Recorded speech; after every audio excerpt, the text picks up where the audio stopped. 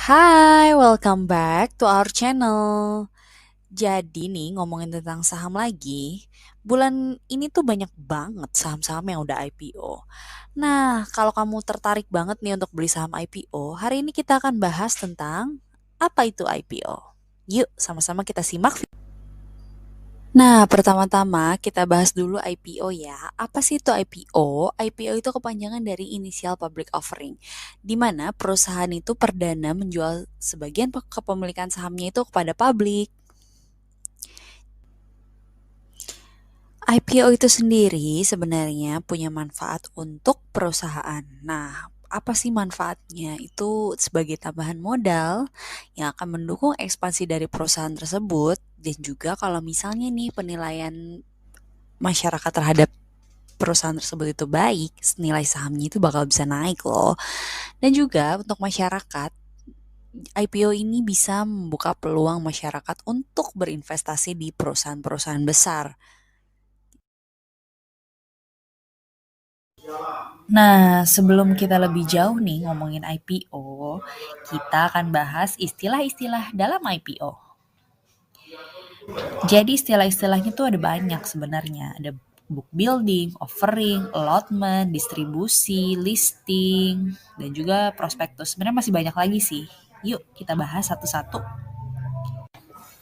Nah, kalau kamu mau tahu tentang IPO, kamu bisa buka di www.e-ipo.co.id. Di sana ada banyak banget info tentang saham-saham IPO, jadwal, nih kayak gini nih. Misalnya ada saham yang lagi book building atau offering, kamu bisa lihat di sini.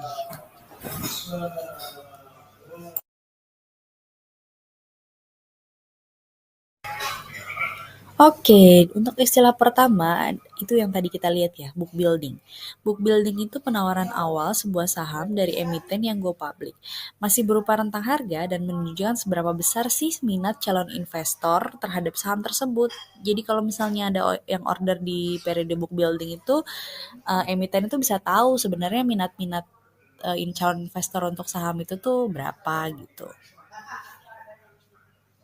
Nah, contohnya kemarin ada saham Blibli nih di harga book building itu 410 sampai 460. Sementara lalu ditetapkan harga offeringnya 450.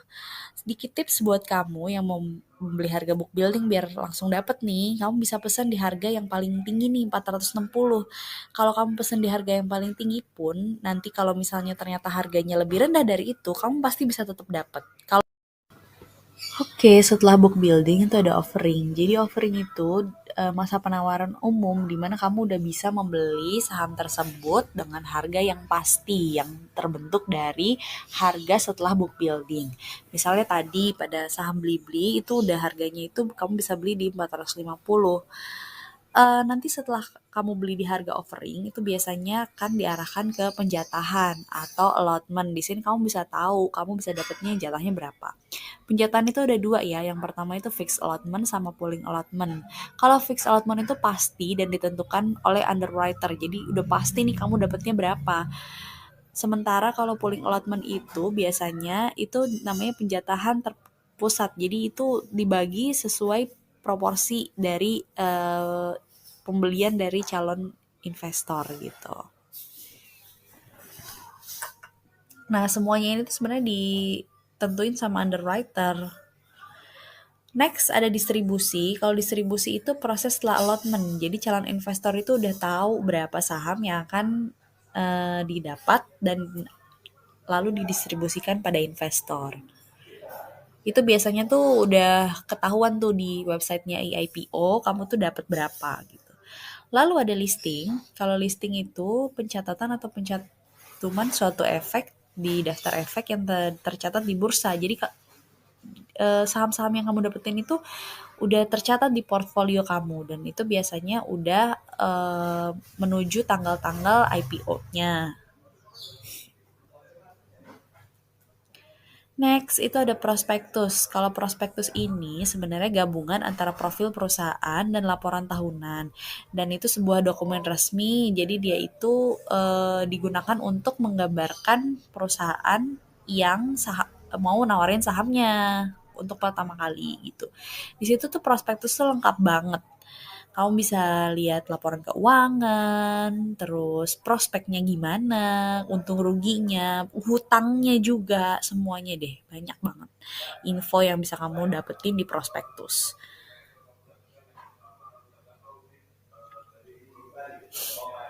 Oke, sekian dulu ya highlight tentang IPO. Nah, nanti kita ketemu lagi di video selanjutnya. Dan kalau kamu suka, kamu bisa like, share, dan komen video ini. Juga subscribe dan jangan lupa nyalain loncengnya.